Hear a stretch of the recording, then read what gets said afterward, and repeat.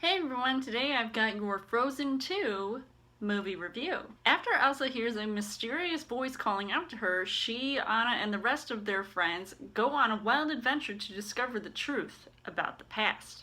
As far as the story goes, the first Frozen came out in 2013, and now 6 years later this sequel is finally here. I have been looking forward to seeing this movie. First off, I have to be one of the craziest and most excited people to want to see this movie, considering when the first trailer came out for Frozen 2, I was literally out in the snow, freezing my butt off while watching it. I was a fan of the first Frozen movie and really liked everything that I saw about it. I still think it is one of my favorite animated movies of this decade. And when it comes to this movie, I really liked seeing how there is more of a backstory with new information about Elsa and Anna's parents, and you're really getting a different story than we had ever seen since the previous Frozen movie. And it is a more mature film that I feel like has themes I could relate to. And yes, this movie is still good for kids and their families to see. So I wouldn't necessarily say there is anything, overly mature. Like, you can definitely handle what you're watching, because there are things that would make you laugh, make you smile, or even make you cry. It's one that really put me on a slight roller coaster of emotions while watching it. I was really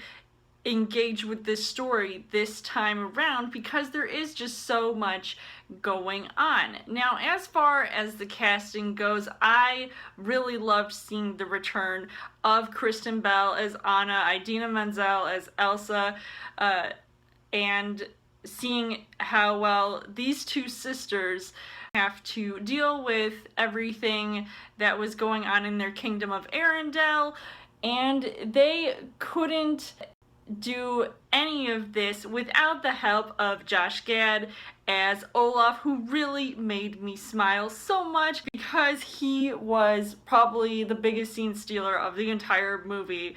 I mean, he was just so much more funny and just great to see on screen. Jonathan Groff as Kristoff was also awesome to see as well, because I feel like he even had way more scenes than I saw in the first Frozen movie, and actually some that I felt to be more impactful. You've even got a cast of newcomers with Sterling K. Brown and Evan Rachel Wood, who were good, but they didn't exactly stand out a lot to me here.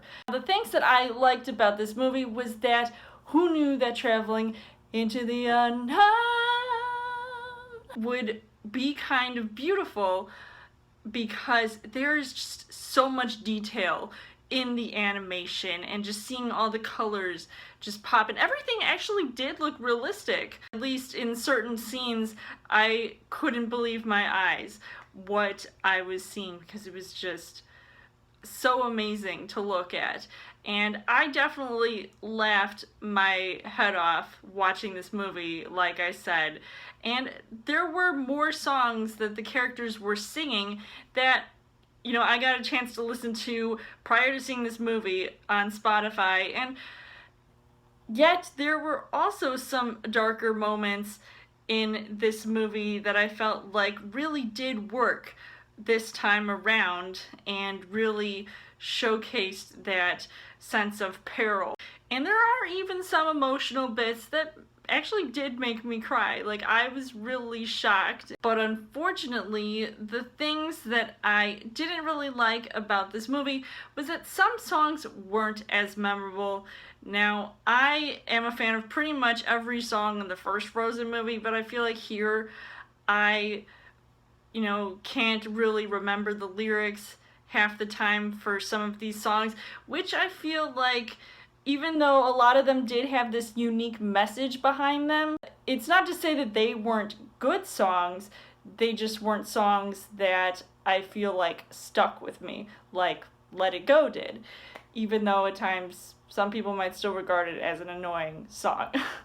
So overall, I would say that this movie is, it's a good movie. It's pretty good to me, but I still feel like I'm more of a fan of the first Frozen movie because it seemed like they were throwing around all these ideas with the plot going on and just trying to see what would stick. And so I would still recommend seeing this movie. I think you will still have a good time watching this in the end. So I would give this 4.5 hearts on the heart rate scale. So let me know in the comments what you guys thought of Frozen 2. And as always, you guys can subscribe to my channel. I've got more movie reviews, movie updates, come back every week for a Child Thursday video. You guys can also like me on Facebook and follow me on Twitter. And I will see you guys later.